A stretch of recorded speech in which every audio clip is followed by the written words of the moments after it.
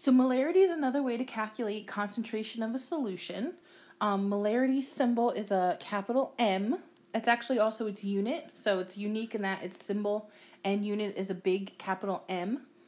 The equation for molarity is moles of solute over liters of solution. The volume has to be measured in liters. It cannot be in milliliters for molarity. So if you're given a solution volume in milliliters, you're going to have to convert it to liters first. And then the other part of molarity that's unique is you need moles of solution, moles of solute at the top, but you can't really measure in moles. There is no measuring instrument that allows you to measure directly to moles. So what you often do is you have a measurement in grams. So what you're going to have to do for most of these problems is take moles, convert moles from the grams using the molar mass. So don't forget that that's something we can do, and you're going to do that for most of these, again, because you can't really measure in moles. You're going to have to measure in grams and then convert it to moles.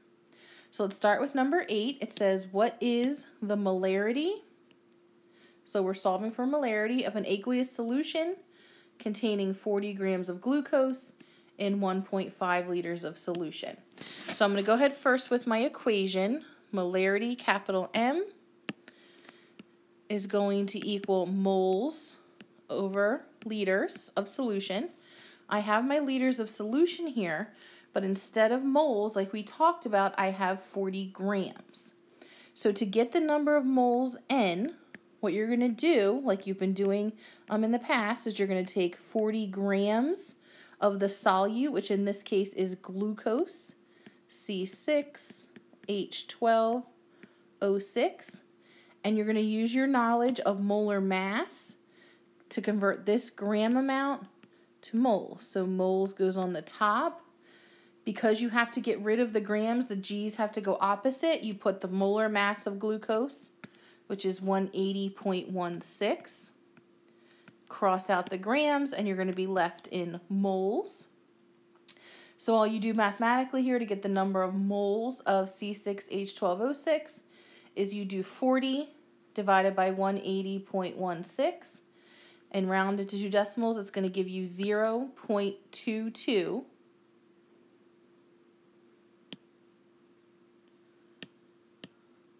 moles. So now this is the number that goes on the top there. That's what you just calculated. You calculated the moles. So again, to get molarity, I'm going to take that mole amount I just calculated, and I'm divided by the liters of solution. I'm actually in liters at the beginning here, so you don't have to do any conversion. Remember, the volume has to be in liters. If it's not, you would have to convert. So now I'm just going to do 0.22 divided by 1.5, and I should get 0.15. And then remember, the unit is actually the same as the symbol, just a capital M for molar. So we're going to continue on here, a couple more problems.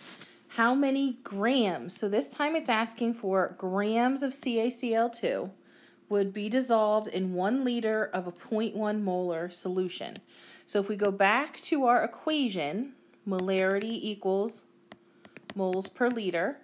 I have a liter measurement, and now I actually have a molar measurement. I have a capital M. So I have the big M, I have the liters. It's asking me for grams of CaCl2, but I know here, if I calculate the moles of CaCl2 first, I then can turn it into grams. So this is another common problem. So I'm going to have 0.10 molar is equal to X, you could put N, whatever variable works there, over 1 liter. So 0.10 times 1 is just going to give us 0.10. Remember, it's going to be moles of CaCl2. So that's the number of moles in this solution.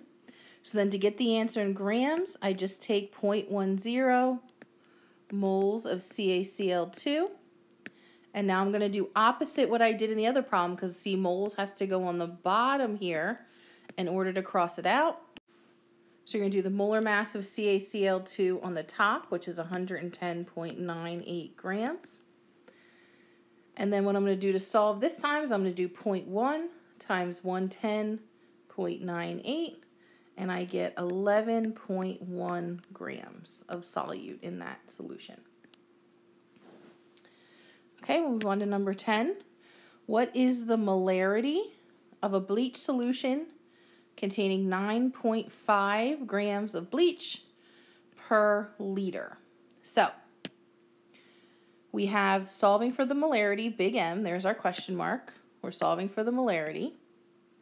We know that the equation for molarity is moles over liters.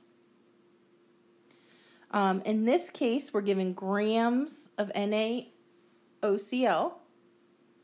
So I know that from the previous problem, in order to get moles, I'm going to do 9.5 grams of NaOCl. 1 mole at the top.